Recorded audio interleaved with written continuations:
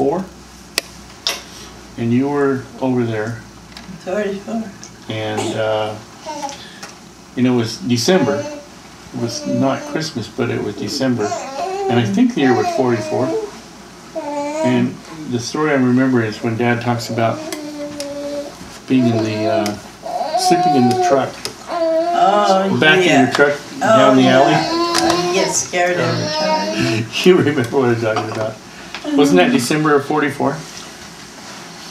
Must have been December of some year, because we had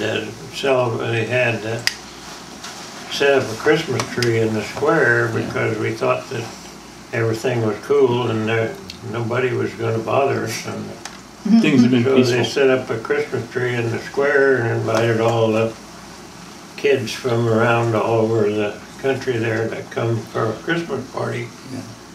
And things changed all of a sudden. And they always told us to back the vehicle in wherever you were and make sure that you were headed out. But I had violated that, and I drove down a long alley the wrong way.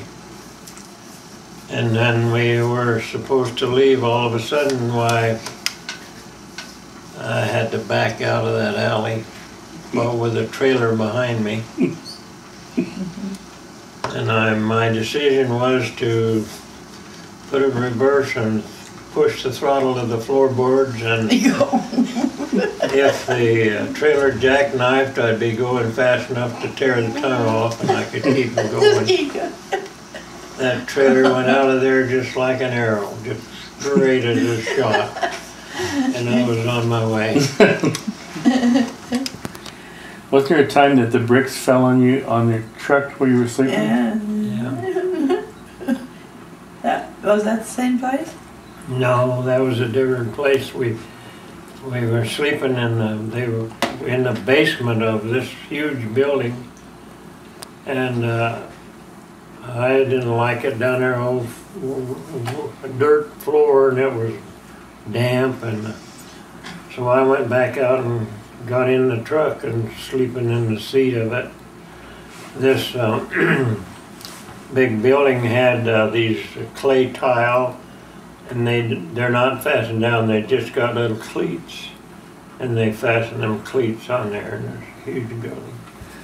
There was an artillery unit. The Germans were trying to zero in on that building because they knew we were in there.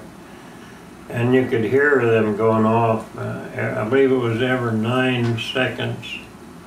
They'd set off another one and be a little closer. And finally they got there, and one of them hit the building. And that whole roof turned loose and came down. And just buried the truck that I was sleeping in. And it didn't even wake me up. The rest of the crew that were down in the basement were all right. They came running out, and there was this truck all buried in tile. And they started throwing that off of there, pulling me out of there, and I didn't know anything had happened until they woke me up. I was a sound sleeper. You were a pretty sound sleeper.